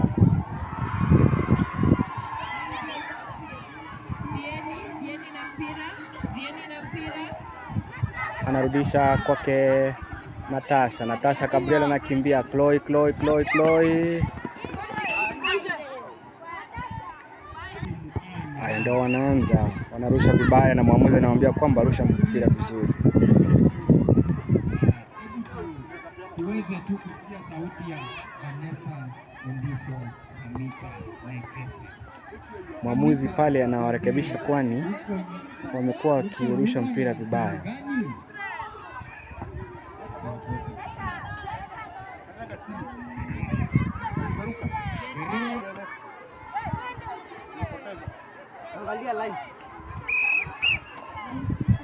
Wanaanza vizuri Nyekundu, wanaanza vizuri. Anatafuta Lisa kwake rafiki yake Aria fungua. Namtafuta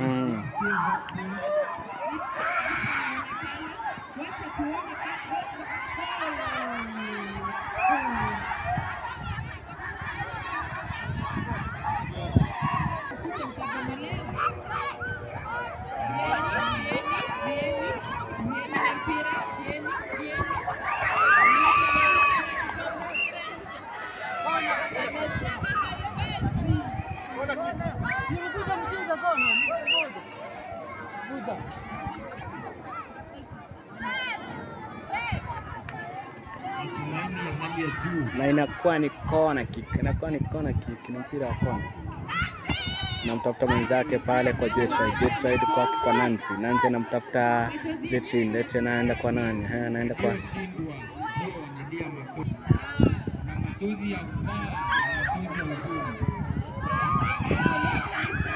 Lisa. Anapoteza nafasi ya wazi pale, ila amejaribu sana.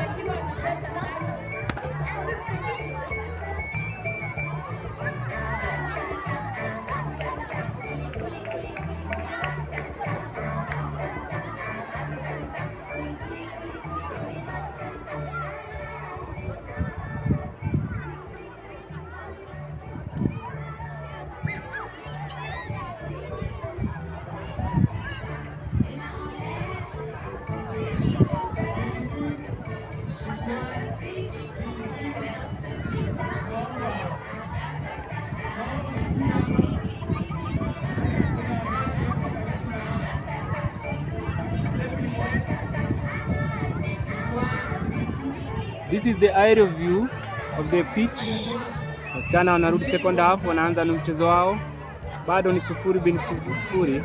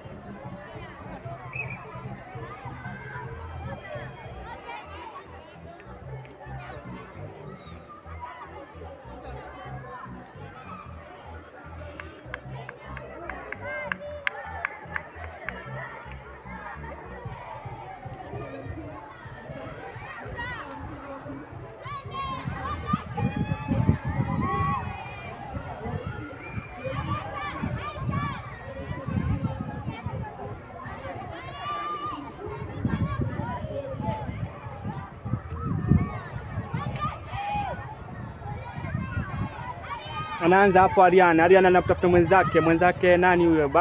Kwa Arian mpira unakuwa ni mwingi kwa hakika, na ni wa kurushwa. Mpira unakuwa ni mwingi na ni wa kurushwa. Wanarusha vizuri sana wale wa nyeupe, anarusha ni Lisa akiangalia vizuri, akimtafuta mwenzake. Lisa anamtafuta nani yule? Anamtafuta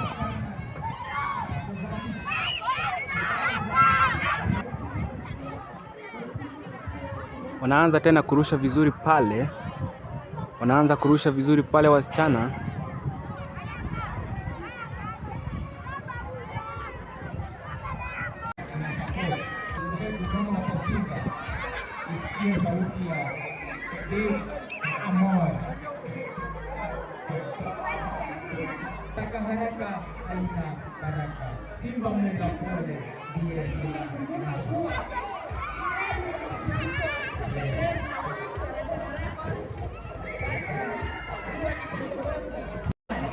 Na mpira wa wasichana uliisha kwa sare ya nunge.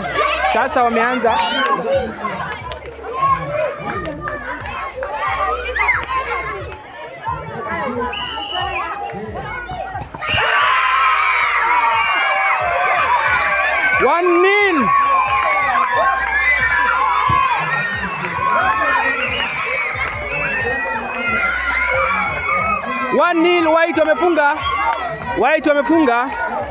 White wamefunga.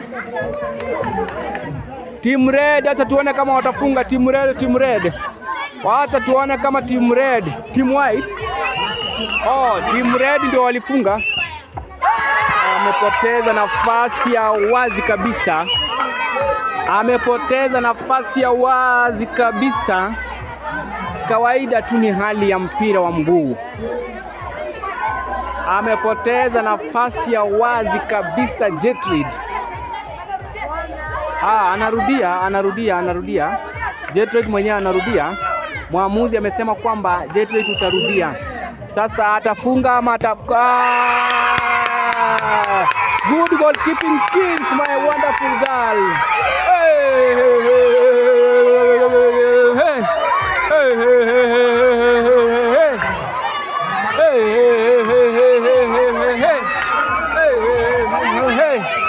Huyo ni mlinda lango moja hatari sana. Anaenda kuchukua ni wa timu gani ile?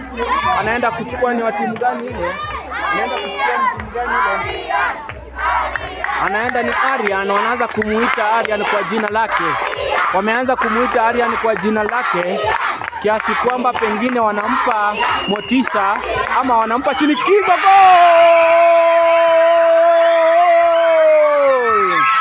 That's a clean goal. That is a clean goal.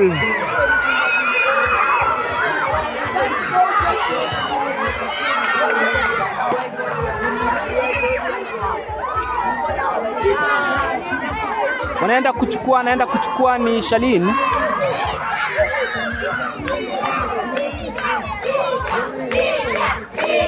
Wanaanza kusema mlinda langa anaitwa Lydia, wanampa motisha na kisha that is mounting pressure to the one taking that penalty. Haya, acha tuone Shalin. Goal! Shalin, that's a good. That is a good penalty.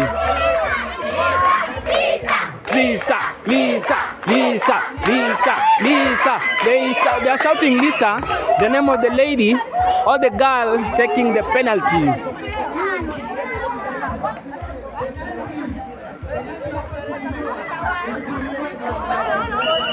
Lisa anaenda kuchukua penalty. Sasa inamaanisha kwamba hiyo ni juu sana. Wamekataa, wanasema kwamba ni juu. Over the bar. Wanasema kwamba ni over the bar. Hapo coaches wa timu hiyo amepewa kadi nyekundu, inamaanisha kwamba anasumbua. Coaches amepewa kadi nyekundu, inamaanisha kwamba anasumbua.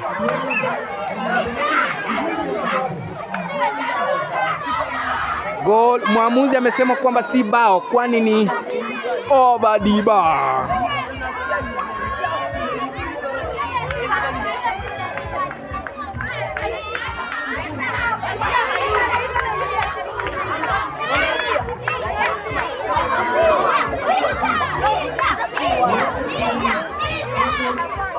Hapo anaenda kuchukua ile penalty ni Vanessa amekaribia sana.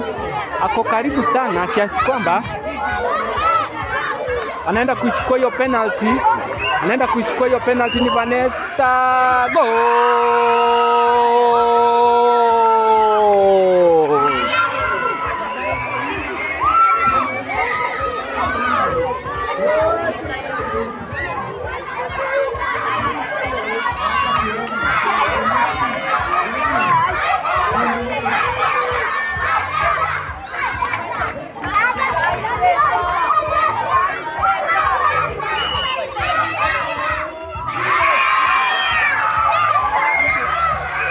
Wamepoteza nafasi ya wazi kweli.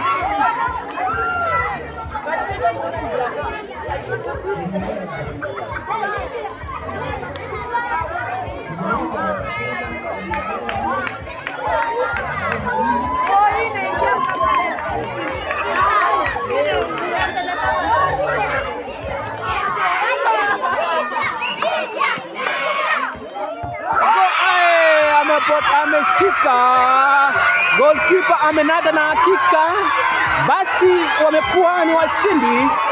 Samahani kidogo.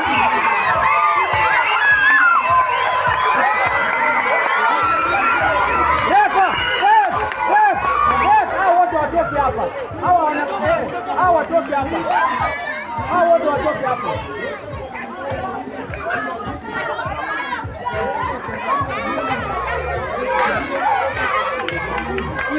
purple.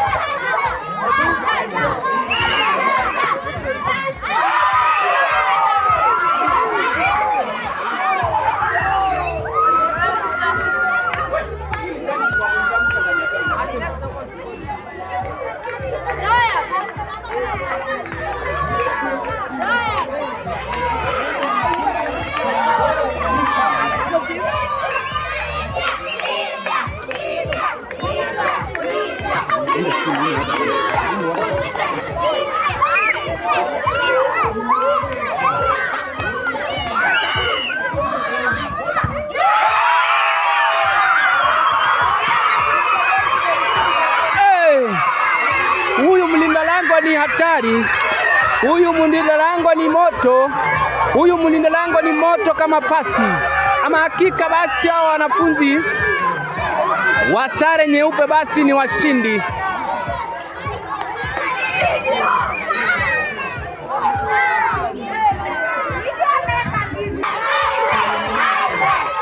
Hey! Hey! Hey! Hey! Hey! Hey! Hey!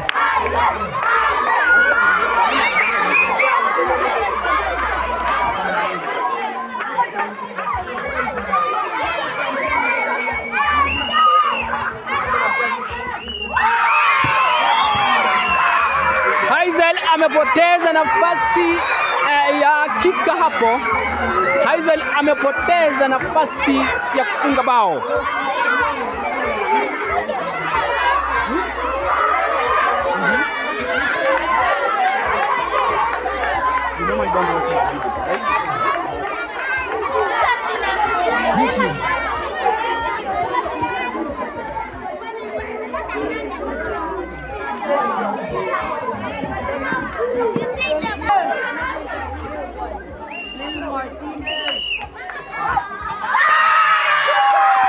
That is a clean goal, a clean goal, a clean goal.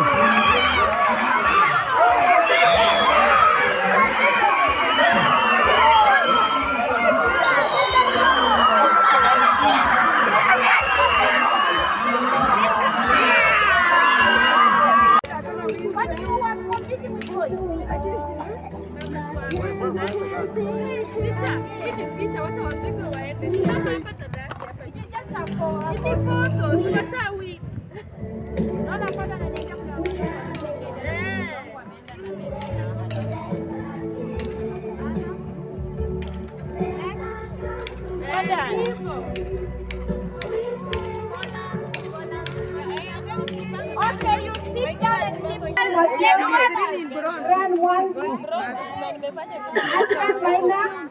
Jeremy Joseph, Ogola Manuel, Elvis Kamau,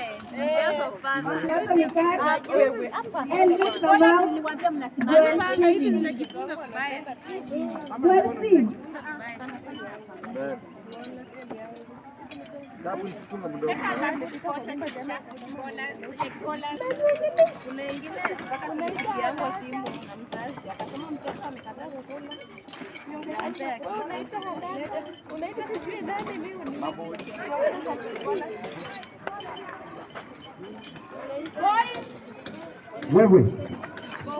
Mujipange pale. Mujipange hapo.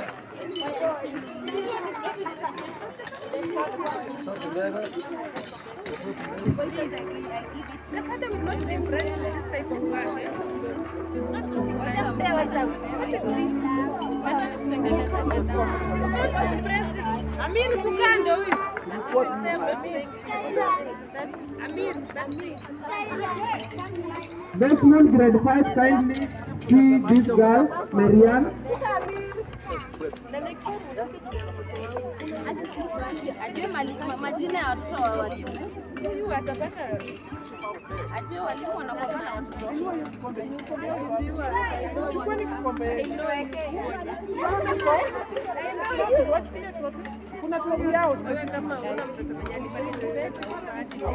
mtoto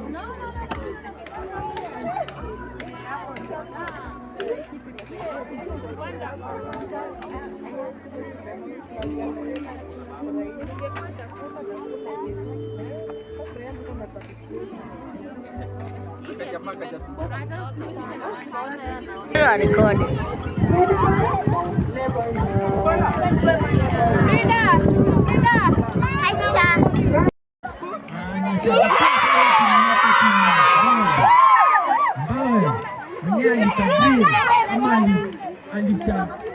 Naita